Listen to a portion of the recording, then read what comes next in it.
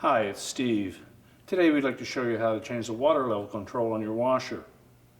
On this particular style of washer, the water level control comes with a replacement air dome tube as well. It's a really easy job to change, so let me show you how we do it.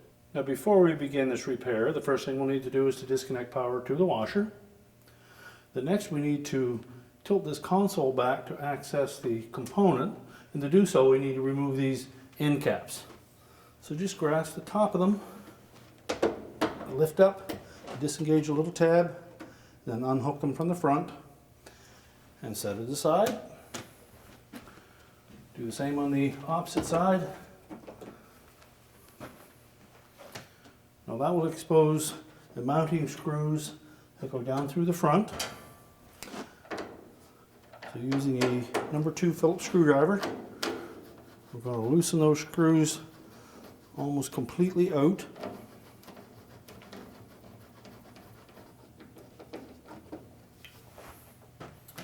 Now before we tilt the console back, we'll remove the knob from the old switch. And then just grasping both sides of that control panel, tilt it forward and roll it back. And that will access the control. Now with the console tilted back, our next step will be to remove the old water level switch from the console. And we can begin by just pulling that air dome tubing off. Well, next we'll need to remove the control from the back of that control panel. You'll note that there's a locking tab on the inner side there. And either with your finger or with a flat blade screwdriver, we're just going to lift up gently on that locking tab and then rotate that switch counterclockwise as we face it from the back, just about 1/8 of a turn, and it will pop out of that opening. Now we can disconnect the wire harness to it. There's a locking tab, we need to lift that up, discard the old control. We'll take the new one. We'll start by connecting that harness, make sure the locking tab engages. Then we're going to place this square opening in that square hole with the locking tab at about the 1 o'clock position as we face it from the back. Make sure the switch is tight up against that control panel and then rotate it clockwise until that locking tab engages.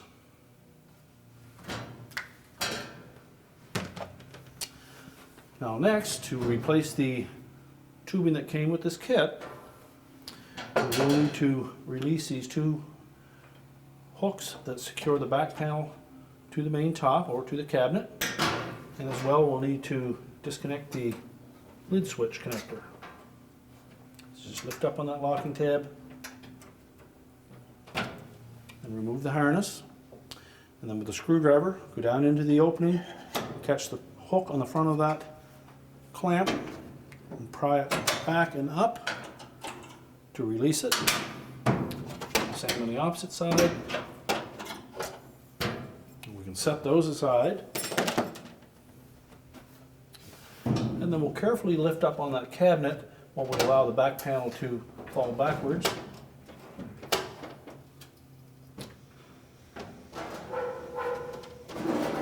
And as long as we have it back about that distance so that the water inlet flume is up against the cabinet, we can access that air dome tube.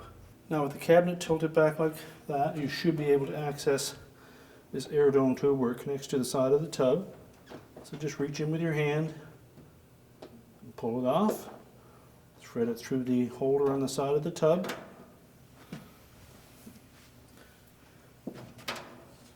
Take the new hose, fit that down through that holder,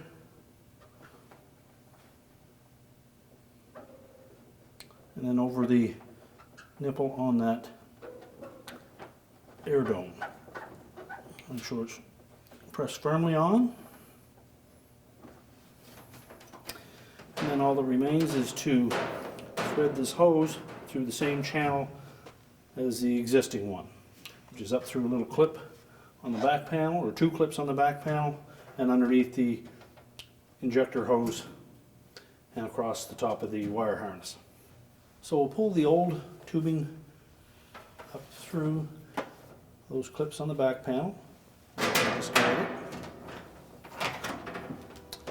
and then thread the new one through those same openings. Then just continue to route that new air dome hose up through that retainer.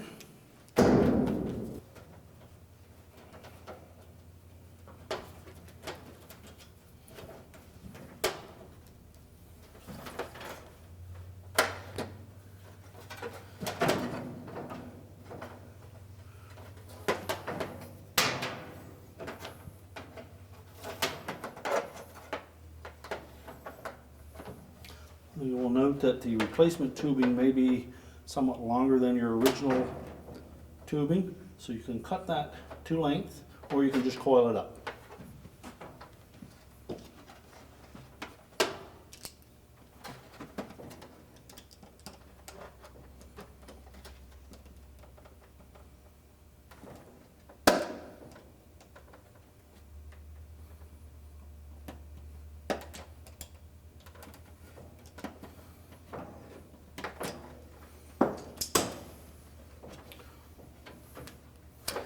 And then reconnect it to the new pressure switch.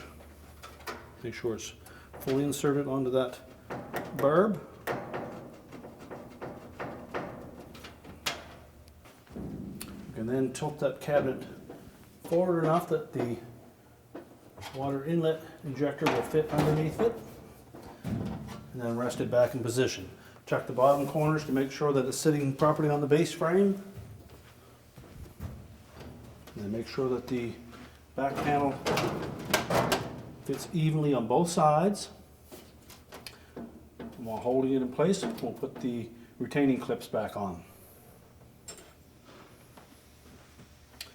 Take the short end of that hook,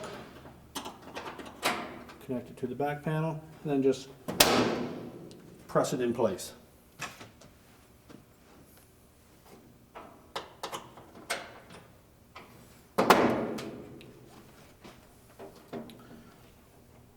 Reconnect the lid switch harness, making sure the locking tab engages. And then we'll roll that console down into position, making sure that the legs or hooks on either end engage with the openings in the main top. Pull it back into place, and then we can reinstall the 2 screws.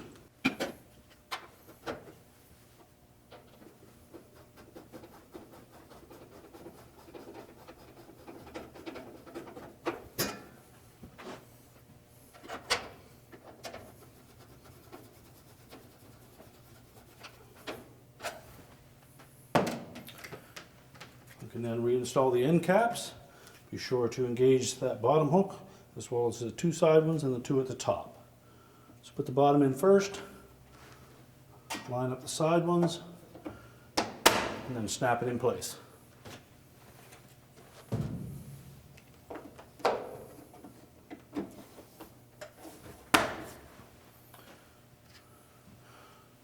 Reinstall the knob. We're now ready to reconnect the power, and your repair is complete.